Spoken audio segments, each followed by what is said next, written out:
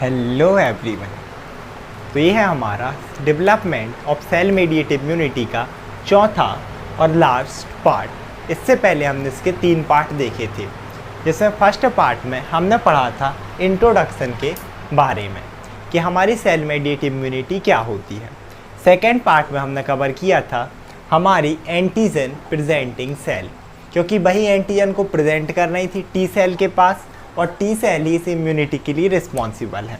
और तीसरे पार्ट में हमने इससे पहले जो हमारा था उसमें हमने कवर किया था उसका पूरा सीक्वेंस कि आपकी एंटीजन प्रेजेंटिंग सेल, हम बोल सकते हैं प्रेजेंटेशन ऑफ एंटीजन, कि आपको एंटीजन का पता हमारी टी सेल को कैसे लगा या वो उनके पास कैसे गया।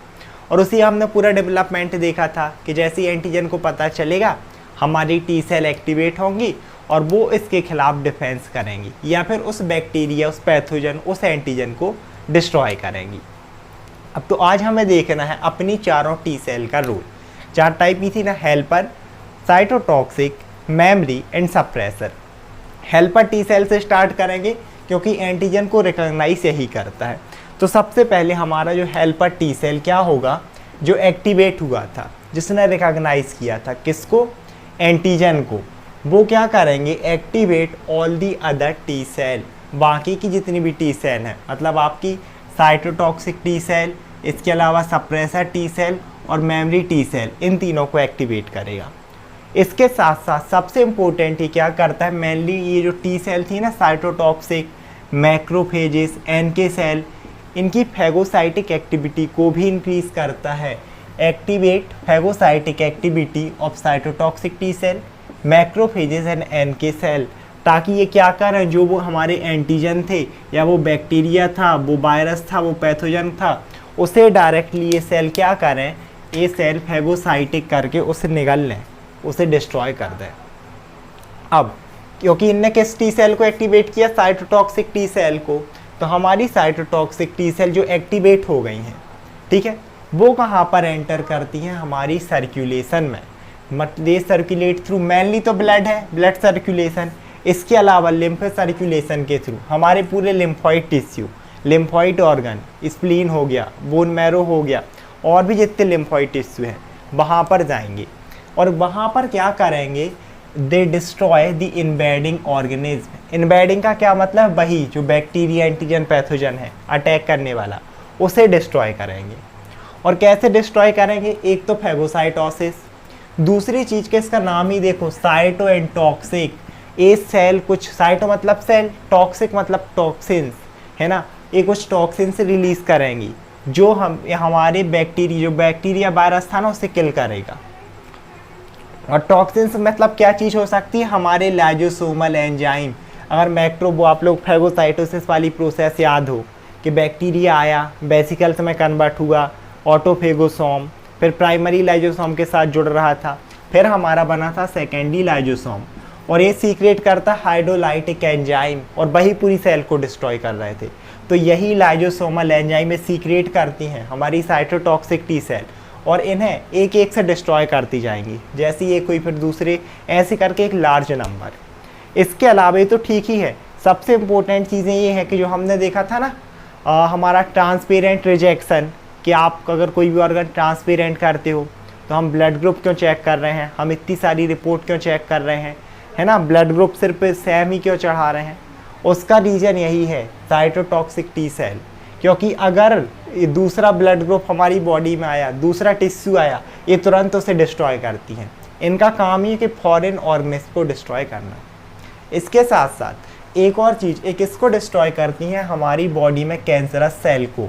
आपकी बॉडी अगर कैंसरस होगी तो उन्हें भी डिस्ट्रॉय करेंगी। यहाँ तक तब भी ठीक था। सबसे इम्पोर्टेंट चीज़ कि आपकी साइटोटॉक्सिक सेल इन सबको तो किल कर ही रही हैं, आपकी खुद की सेल को भी किल करने लगेंगी। कब, मान लो आपकी बॉडी में, आपकी यहाँ पर हम जानते हैं मिलियंस में रहती हैं, लेकिन एक ही एक ग्रुप है, इस सेल में से, ये पूरी आपकी बॉडी की ही सेल है, एक सेल अगर इन्फेक्टेड हो जाती है या खुद से ही डिसऑर्डर, कोई भी डिसीज इसमें जनरेट हो रहा, तो हमारी साइटोटॉक्सिक सेल इसे भी डिस्ट्रॉय कर देंगी।